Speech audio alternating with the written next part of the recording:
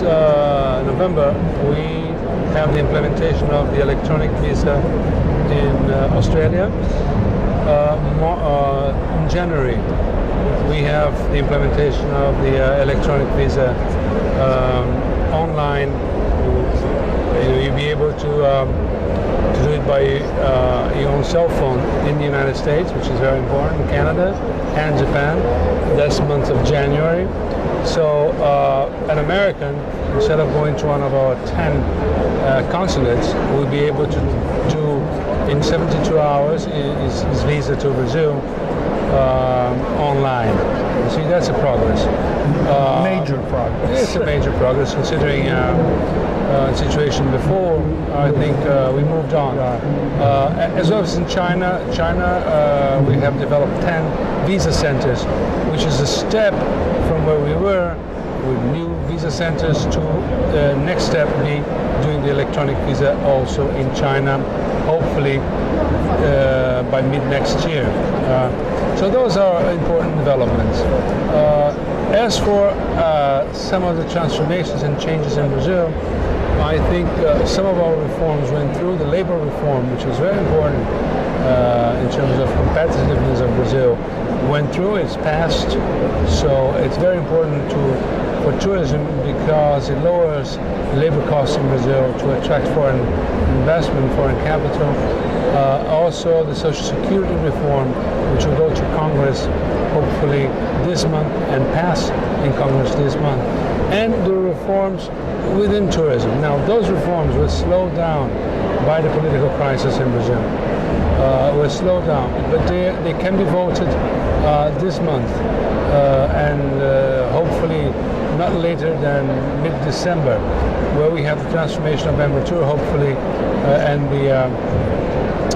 the representative in Congress, which is in charge of this bill, is here and was here in our stand today.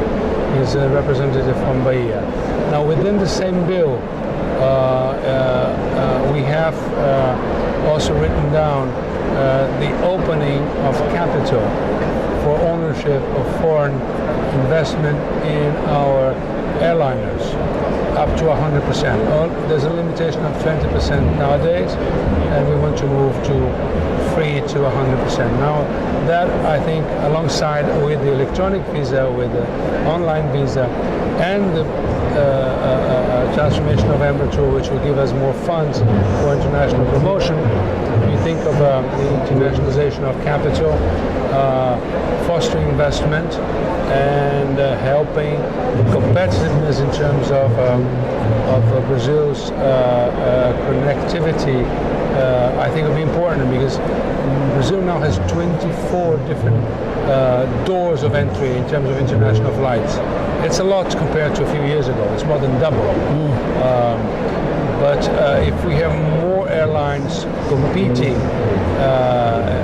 from abroad, both from foreign flights, but also from internal flights, which are 200 million trips a year within Brazil. That's the fourth market in the world, third perhaps market of airlines in the world. So I think this altogether means Brazil becoming more integrated in the international economy. Now, we are one of the largest economies in the world, depending on the exchange rate, among the 8 largest economies. Now, when it comes to exports, we are 21st. That means the degree of internationalization of the economy is still low. Now, tourism is a door to do that. It's a ways of doing that. Airports have been internationalized already. A lot of foreign participation. Zurich Airport, the airports from France, from Singapore, they're all present in Brazilian economy. China, they're all present. So I think next step is to increase the degree of this internationalization. I think there we'll see a lot of opportunities for Brazilians, but also foreign investors in Brazil. You mentioned that there might have been some structural changes of how Embratur fits within the ministry and might be spun off as an independent agency, something like that. Oh, you see, the relationship with the ministry will remain, What will change is the nature towards an agency, which in Brazil we call an autonomous institution that doesn't depend on the budget. It can be cut, it's independent, it goes outside the government. It's a para-governmental institution. It won't be the first one. There are very successful institutions in Brazil, amongst the best in the world in the support for development of private enterprise and training programs for the workforce in Brazil. And it has been like this for the last 70 years. Very successful model, we should think. And this is what we're doing. So that's still on the table. It's in Congress. It's in to be voted on an emergency voting platform. So we hope this bill to be voted within the next 20 days. And as I told you, the representative is here, was here, now is stand today. So we believe He can see for himself the potential. I think, the interest. yeah, I mean, it's the interest of the government, it's the interest of Parliament, and it goes along with these reforms that are underway in Brazil to modernize Brazil's economy. So it's not one effort that is independent. It's really on the other side. It's integrated with all those modernization reforms that are going through in Brazil. I will learn more details about it from your colleague from Rio, but this Rio de Janeiro a Janeiro program sounds like a very good initiative to bring tourism numbers back up there. Yeah, Rio is very good in international events. We have proven that during the Olympics, the World Cup, even from the security point of view.